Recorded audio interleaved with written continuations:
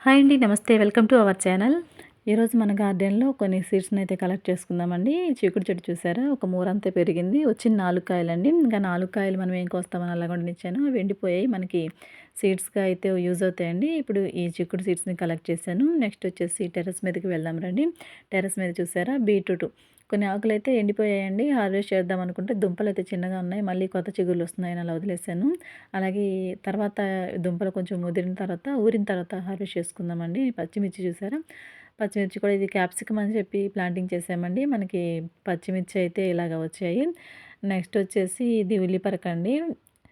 ఇంకా next ఇవొచ్చేసి French beans అండి. బిన్నీస్ అంటాం కదా! ఇవి కూడా ఒక 4 కాయలే వచ్చాయి. వీటిని నేను కొయ్యకుండా అలాగే చెట్టుకి వదిలేసాను. ఎండిపోయాయండి. మనం సీడ్స్‌గా యూజ్ అవుతాయని అలాగ వదిలేసాను. చక్కగా ఎండిపోయాయి. ఈ సీడ్స్‌ని కూడా కలెక్ట్ చేస్తున్నానండి. నెక్స్ట్ వచ్చేసి ఇక్కడ వచ్చేసి క్లస్టర్ బీన్స్ అండి. మనం గోరుచిక్కుడు అంటాం కదా! ఆ గోరుచిక్కుడు కూడా ఈ చెట్టుకి కూడా 4 కాయలొచ్చాయి. వీటిలో రెండైతే ఇలాగా ఎండిపోయాయండి. వీటిని ఒక రోజు ఉంచిన తర్వాత కట్ చేద్దాం అనుకుంటున్నాను. నెక్స్ట్ వచ్చేసి ఇది క్యాబేజీ, కాలీఫ్లవర్ అండి. వీటిని మనం రీప్లాంటింగ్ అయితే చేసుకోవాలని తొందరలో చిన్న పువ్వు వచ్చింది కానీ గ్రో అవ్వట్లేదు. ప్లేస్ సరిపోవట్లేదు అనుకుంటా.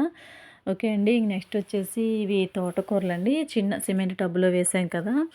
ఇది వీడియో మీరు చూడొచ్చండి ప్రీవియస్ వీడియోస్‌లో. ఇవి చూడండి అక్కడే ఎగిరిపోయి ఆ సీడ్స్‌లోంచి ఫ్లవర్స్ వచ్చేసి ఎండిపోయినాయి. ఇవి పూత. దీన్ని మనం క్రష్ చేస్తే చూడండి చక్కగా సీడ్స్ అనేవి కనిపిస్తున్నాయి. వైట్ కలర్‌లో ఉన్నాయన్నమాట. వీటిని కూడా నేను కలెక్ట్ చేశానండి కొన్ని. ఈ విధంగా తోటకూరని మళ్ళీ జర్మినేషన్ చేద్దామనేసి. ఓకే అండి. ఇప్పుడు ఇవన్నీ కలెక్ట్ చేసుకున్న తర్వాత మళ్ళీ నెక్స్ట్ ఇంకొక తోటకూర ఉందండి. ఇవి బ్లాక్ కలర్‌లో సీడ్స్ వస్తాయి. చూడండి క్రష్ చేసిన తర్వాత మీకు చూపిస్తున్నాను. బ్లాక్ కలర్‌లో ఉన్నాయి సీడ్స్ అయితే. వీటిని కూడా మనం తీస్తామండి. వీటన్నిటి తీసి మళ్ళీ మనం వీటినైతే రీప్లాంటింగ్ అయితే చేసేసుకుందాము. ఈ విధంగా ఈ తోటకూరని కూడా ఒకే చెట్టు వచ్చిందండి. ఆకులు తక్కువ ఉన్నాయి. నేను వదిలేసాను సీడ్స్ కోసం అని చెప్పేసి ఆ చెట్టు అంతటా కూడా ఇలాగ తీసేసాను. ఇప్పుడు వీటన్నిటిని తీసుకొని మనం కిందకైతే వెళ్దామండి. అలాగే నెక్స్ట్ వచ్చేసి ఇక్కడ చూడండి టమాటా చెట్లు, టమాటా కాయలైతే మనకి గ్రో బ్యాగ్‌లో నాటాం కదా! ఇవి వాటంతట అవే ఇప్పుడు మొలిచాయండి. కాయలైతే వచ్చాయి. ఈ విధంగా వీటినైతే టెర్రస్ మీద నుంచి కిందకైతే తీసుకొచ్చేసానండి. ఇలాగా మన గార్డెన్‌లో కొన్ని చిక్కుడు విత్తనాలు, అలాగే ఫ్రెంచ్ బీన్స్ ఇవి బిన్నీస్ అంటాం కదా! అవి, అలాగే ఇవి వచ్చేసి బ్లాక్ తోటకూరండి. నెక్స్ట్ ఇవి వచ్చేసి వైట్ తోటకూర అనమాట. తోటకూరలో 2 రకాల సీడ్స్ అనేవి మనకొచ్చాయి. వీటిని మనము తొందరలోనే రీప్లాంటింగ్ అయితే చేసుకుందాం. అంటే జర్మినేషన్ అయితే చేసుకుందామండి. జర్మినేషన్ చేసేటప్పుడు కూడా మీకు వీడియో పెడతాను. మన ఛానల్‌ని లైక్ చేసి, సబ్స్క్రైబ్ చేసుకొని ఫాలో అవుతూ ఉండండి. ఈ విధంగా అయితే కలెక్షన్ అయితే చేశానండి. నెక్స్ట్ 2 డేస్ తర్వాత చూసినట్లయితే ఇవి క్లస్టర్ బీన్స్ ఉన్నాయి కదా! గోరుచిక్కులు అవి అప్పుడు పచ్చిగా ఉన్నాయి కదండీ! కొంచెం పండుబారి పచ్చిగానే నేను వదిలేసాను. 2 డేస్ తర్వాత చక్కగా ఎండిపోయాయండి. చూసారా? 5, 6 సీడ్స్ వరకు వచ్చాయి. మళ్ళీ వీటిలో సీడ్స్ ఉంటాయి. నెక్స్ట్ వచ్చేసి మనము మైక్రో గ్రెయిన్స్ కింద ఈ టబ్‌లో నాటామండి. ప్రీవియస్ వీడియో ఉంది. మీరు ఇంట్రెస్ట్ ఉంటే మన ఛానల్‌లో చూసేయండి. దాంట్లో పెసరకాయలు వచ్చాయండి. చూసారా? ఒక 10, 15 వరకు పెసరకాయలు కూడా వచ్చాయి. ఓకే అండి. ఇవి గ్రీన్ పెసలనమాట. పచ్చ పెసలంటాం కదా! అవి. ఈ విధంగా పెసలకాయలను కూడా కోసేసిన తర్వాత నెక్స్ట్ బ్యాక్ సైడ్ ఉన్నటువంటి గార్డెన్‌లో బఠానీ చెట్టు ఒకటి నాటాం కదండీ! మనం దీన్ని గ్రో బ్యాగ్‌లో ప్లాంటింగ్ చేసి మళ్ళీ తీసి రీప్లాంటింగ్ అయితే చేసాం కదా! ఆ బఠానీ చెట్టుకైతే ఒక కాయ వచ్చేసిందండి. ఒకటే కాయ కదా అని అలా వదిలేసాను. ఇంకొక కాయ కూడా ఉంది. అది పచ్చిగా ఉంది. ఇప్పుడు ఈ కాయనైతే ఈ విధంగా తీసానండి.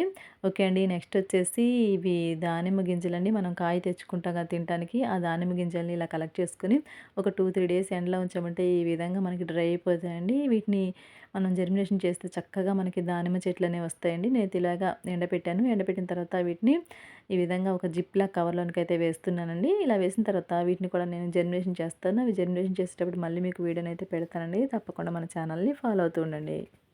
ఓకే అండి. నెక్స్ట్ వచ్చేసి మస్క్ మెలన్ అండి. ఈ మస్క్ మెలన్‌ని కూడా మనము జ్యూసెస్ అలాగా చేసుకుంటుంటాం కదా! అలాగే ఈ మస్క్ మెలన్‌ని కట్ చేసుకొని చక్కగా తినేయొచ్చండి. చాలా టేస్టీగా ఉంటుంది. తియ్యగా ఉంటుందనమాట.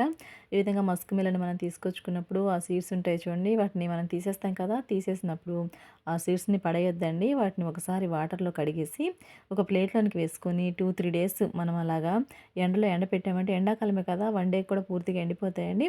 అలాగ ఎండిచ్చామంటే ఇదిగో చూసారా నేను అలాగా డ్రై చేశానండి. చక్కగా ఎండిపోయాయి. వీటిని కూడా మనం జర్మినేషన్ చేసుకోవచ్చండి. చక్కగా మనం అన్ని రకాల ఫ్రూట్స్‌ని ఇంట్లోనే ఈజీగా జర్మినేషన్ చేసుకొని చక్కగా ఇంట్లోనే పండించుకోవచ్చండి. కూరగాయలైనా సరే, ఫ్రూట్స్ అయినా, ఆకుకూరలైనా పండించుకోవచ్చండి. ఇప్పుడు వీటిని ఇలా డ్రైన్ చేసుకున్నాం కదా! ఈ ఎండినటువంటి ఈ మస్క్ మెలన్ సీడ్స్‌ని కూడా ఈ విధంగా జిప్‌లా కవర్‌లోనికైతే వేస్తున్నానండి. ఈ విధంగా నేను భద్రపరుచుకున్న తర్వాత వీటిని మళ్ళీ నేను జర్మినేషన్ చేస్తాను. జర్మినేషన్ చేసేటప్పుడు మీకు వీడియోని పోస్ట్ చేస్తాను. ఓకే అండి. వీటితో పాటుగా నేను కొన్ని సపోటా విత్తనాలని కూడా కలెక్ట్ చేశానండి. ఇవి మనం సపోటా కాయలు తింటాం కదా! తిన్న తర్వాత సీడ్స్‌ని వేస్ట్‌గా పడేయకుండా ఎండపెట్టామంటే చక్కగా మనకి ఇలాగ ఎండిపోతాయండి. వీటిని కూడా మనం జర్మినేషన్ చేసుకొని సపోటా చెట్లు పెంచుకోవచ్చు.